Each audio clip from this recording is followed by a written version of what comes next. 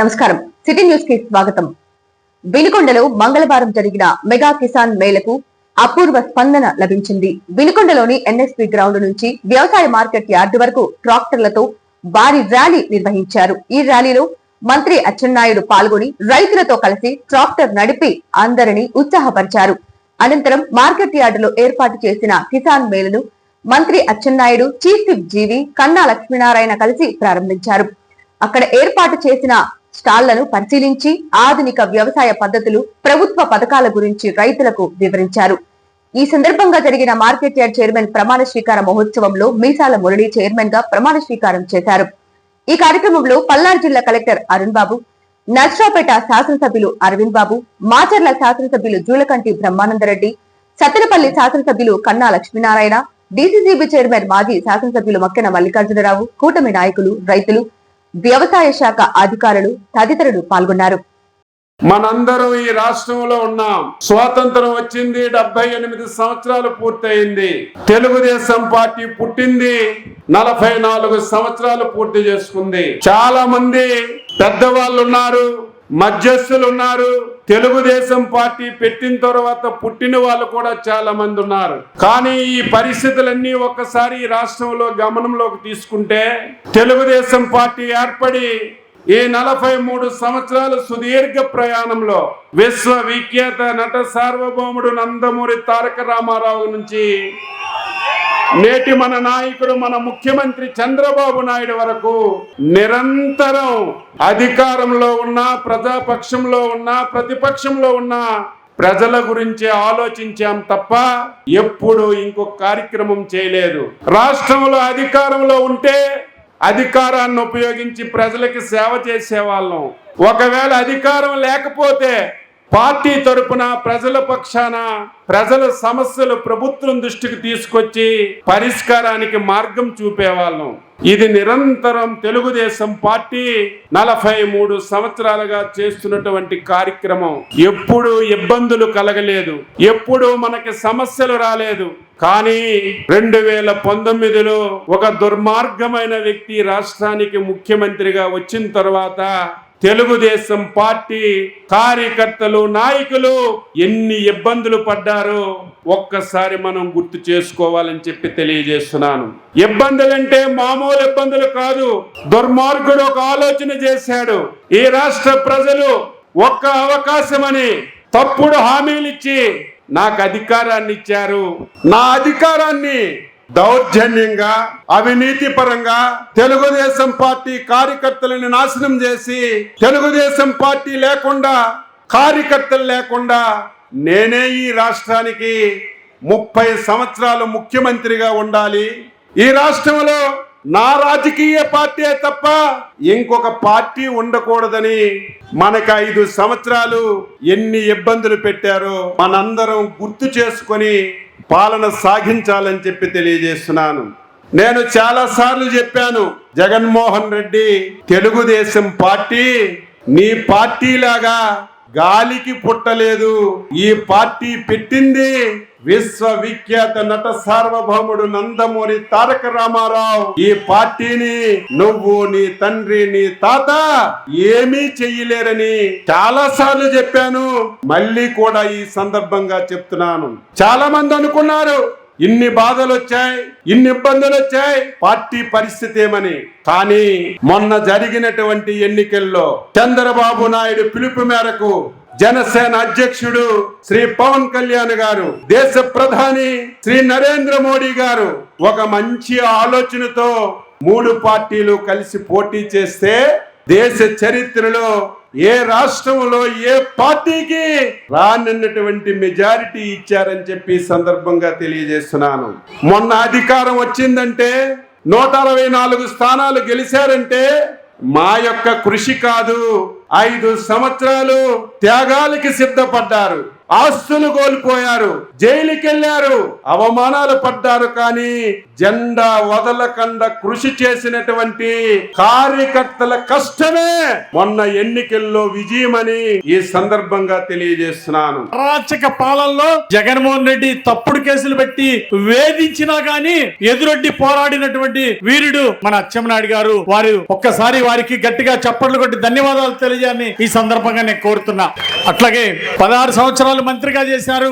సత్తెనపల్లి శాసనసభ్యులు కన్నా లక్ష్మీనారాయణ గారు మంత్రిగా చేశారు, అనుభవం ఉంది. మరి ఈ రోజు వారు ఎంత బిజీగా ఉన్నాం, మన ఆహ్వానించగానే వారు వచ్చినందుకు ప్రత్యేక ధన్యవాదాలు. అలాగే మాచర్ల ఎమ్మెల్యే అన్న బ్రహ్మానంద రెడ్డి కోసం ఎప్పుడు కూడా ఈ నియోజకవర్గం ఎదురు చూస్తూ ఉంటది. మరి వారు వచ్చినందుకు మా అందరికి సంతోషం. అట్లాగే డాక్టర్ అరవింద్ బాబు గారు ఈ రోజు ఇప్పుడు సాయంత్రం అక్కడ అచ్చెన్నాయుడు గారి ప్రోగ్రాం ఉంది, మంత్రి గారి ప్రోగ్రాం ఉంది. అయినప్పటికీ వారు మన ఆహ్వానం మేరకు వారు ప్రేమతోటి ఈ కార్యక్రమానికి రావడం ఎంతో సంతోషం. ఈ రోజు మీ అందరిని ఒకటే కోరుతున్నాం, హార్టికల్చర్ పంటలు బాగా ప్రోత్సహించి మన ముఖ్యమంత్రి గారు ఆదేశాలను ముందుకు తీసుకెళ్దాం. మంత్రి అచ్చెన్నాయుడు గారు ఈ రోజు రాష్ట్రం అంతా పండ్ల తోటల పెంపకాన్ని ప్రోత్సహిస్తా ఉన్నారు, పామాయిల్ తోటలను ప్రోత్సహిస్తున్నారు, దానికి సబ్సిడీ ఇస్తున్నారు. ఎకరానికి పామాయిల్ తోటలు వేసిన వాళ్ళకి 57,000 సబ్సిడీ. అట్లాగే హార్టికల్చర్ పండ్ల తోటల పెంపకం వేసిన వాళ్ళకి ₹1,00,000 దాకా, ఎకరానికి ₹1,00,000 దాకా సబ్సిడీ ఇచ్చి ప్రోత్సహిస్తున్నారు మన అచ్చెన్నాయుడు గారు. మన ముఖ్యమంత్రి గారి కోరిక ఒకటే, చంద్రబాబు గారు రాష్ట్ర రైతాంగం అంతా ఆర్థిక ప్రగతిలో నంబర్ 1 గా ముందుకెళ్ళాలి, దేశం మొత్తం ఆంధ్రప్రదేశ్ రాష్ట్ర రైతాంగాన్ని చూడాలి అని మన ముఖ్యమంత్రి గారి కోరిక. దాన్ని ఈ రోజు పట్టుదలతో ముఖ్యమంత్రి గారు చంద్రబాబు గారు ఏ బాధ్యత అయితే ఇచ్చారో వ్యవసాయ రంగాన్ని నంబర్ 1 గా తీర్చిదిద్దమని అచ్చెన్నాయుడు గారికి ఒక పెద్ద బాధ్యత పెట్టారు.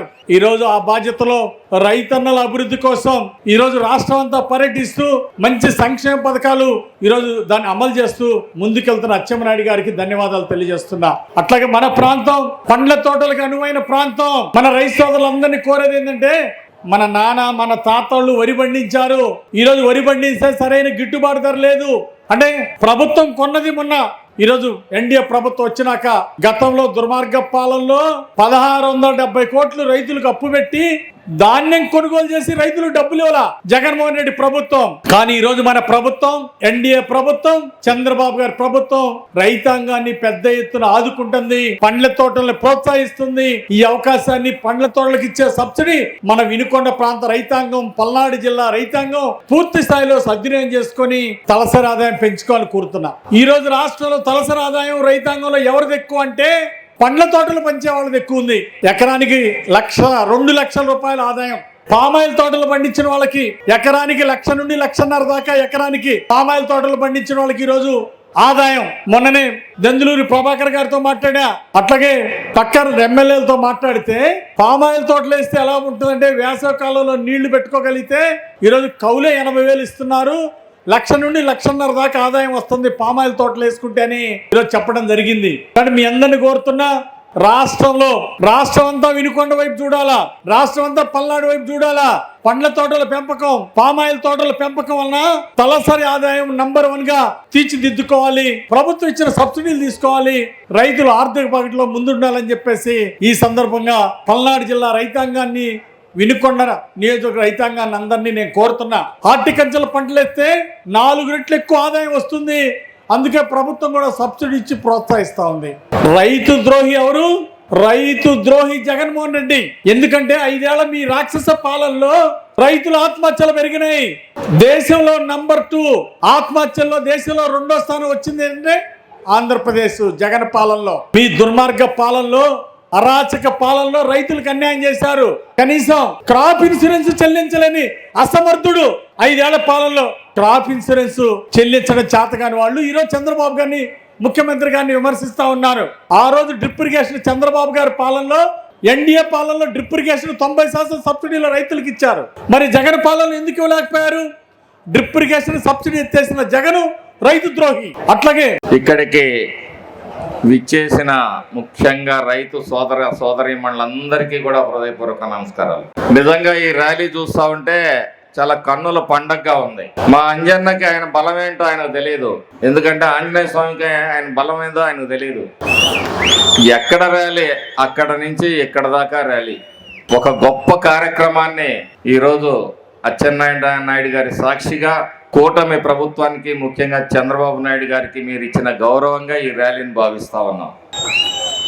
మరి సూపర్ 6 పథకాలు మీ అందరూ కూడా దాదాపు 90% పైగా ఇచ్చిన మాట ప్రకారం ఈ రాష్ట్రంలో సూపర్ 6 పథకాలని అమలు చేస్తున్న ఘనత గౌరవ ముఖ్యమంత్రి గారిది, కూటమి ప్రభుత్వాన్ని అని చెప్పి సందర్భంగా తెలియజేస్తున్నా. లక్షల కోట్ల అప్పున్నాయి, భయపడలేదు. సమస్య ఉంది, ఫేస్ చేస్తానని చెప్పేసి చంద్రబాబు నాయుడు గారు ఎన్ని బాధలు పడుతున్నారో, ఎన్ని నిద్రలేని రాత్రులు గడుపుతున్నారో మనకైతే తెలియదు. ఈ రాష్ట్రం ప్రశాంతంగా ఉంది. తెలుగుదేశం కార్యకర్తలు, నాయకులకి గుండెలు మండుతున్నాయి, రక్తం మరుగుతుంది. అయినా విధ్వంసమా వికాసమా అన్నప్పుడు ఈ రాష్ట్ర ప్రజలందరూ కూడా వికాసం కోసము మనందరికీ ఓట్లేసి గెలిపించారు. ఒక గొప్ప మ్యాండేట్ రాష్ట్ర చరిత్రలో ఎవరికి భవిష్యత్తులో కూడా దక్కని విధంగా ఒక అద్భుతమైన విజయాన్ని అందించిన మీ అందరికీ కూడా, పార్టీ కోసం కష్టపడ్డ మీ అందరికీ కూడా పేరు పేరున హృదయపూర్వకమైన నమస్కారాలు. రైతు ధర్నా అంటాడు. అసలు రైతులకి ఈయన ఏం చేశాడో చెప్తే బాగుంటుంది. ముందు ధర్నా చేసే ముందు 3,500 కోట్ల రూపాయలతో ధరల స్థిరీకరణ నిధిని ఏర్పాటు చేస్తానన్నాడు రైతులకి. 4,000 కోట్లతోటి ప్రకృతి విపత్తుల నిధిని ఏర్పాటు చేస్తానన్నాడు. ఈరోజు మోసం అంటున్నారు. జగన్మోహన్ రెడ్డి నీకన్నా రైతు ద్రోహి, రైతుల్ని మోసం చేసిన వ్యక్తి చరిత్రలో లేడని చెప్పి సందర్భంగా చెప్తా ఉన్నాను.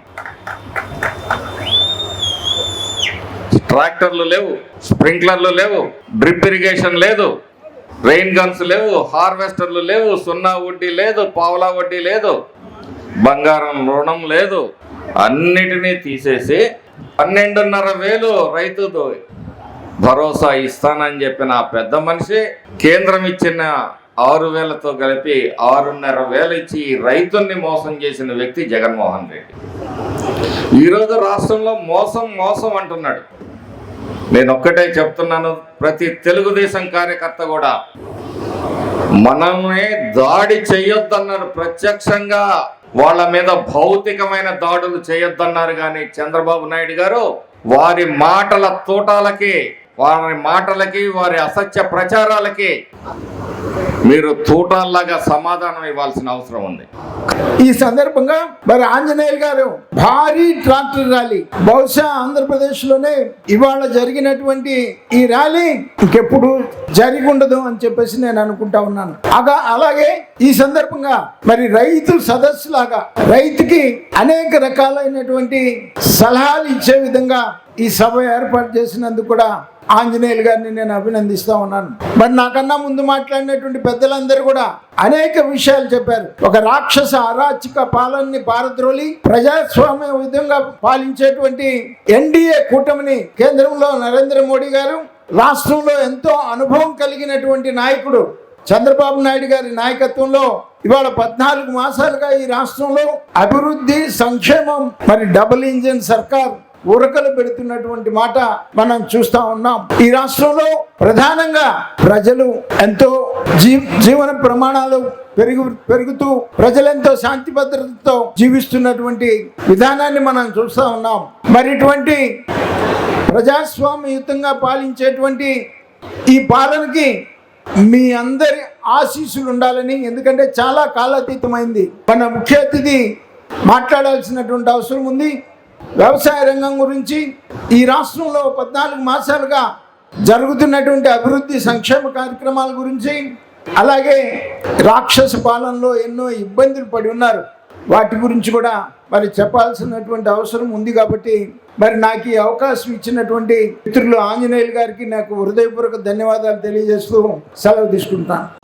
వినుకొండ పట్టణంలోని 186వ ప్రపంచ ఛాయాచిత్ర దినోత్సవం ఘనంగా నిర్వహించారు. ఈ సందర్భంగా Vinukonda photographers welfare association president Kesanapalli Subbarao మాట్లాడుతూ, ప్రపంచ వ్యాప్తంగా ఉన్న ఫోటోగ్రాఫర్లను ఏకం చేయడానికి, మరింత మందిని ప్రోత్సహించే లక్ష్యంతో ప్రపంచ ఫోటోగ్రఫీ దినోత్సవం ప్రతి సంవత్సరం ఆగస్టు 19న జరుపుకుంటున్నామన్నారు. ఫోటోగ్రఫీ అంటే కేవలం ఫోటో తీయటమే కాదు, మధురమైన క్షణాలను నిలబెట్టగలిగే ప్రత్యేకమైన కళ అని అన్నారు. ఈ కార్యక్రమంలో సెక్రటరీ శ్రీకాంత్, ఉపాధ్యక్షులు యార్లగడ్డ బుజ్జి, శ్యామ్, శ్రీనివాస్, బ్రహ్మం, సిపి కన్నయ్యలతో పాటు వీడియోగ్రాఫర్లు, ఫోటోగ్రాఫర్లు పాల్గొన్నారు.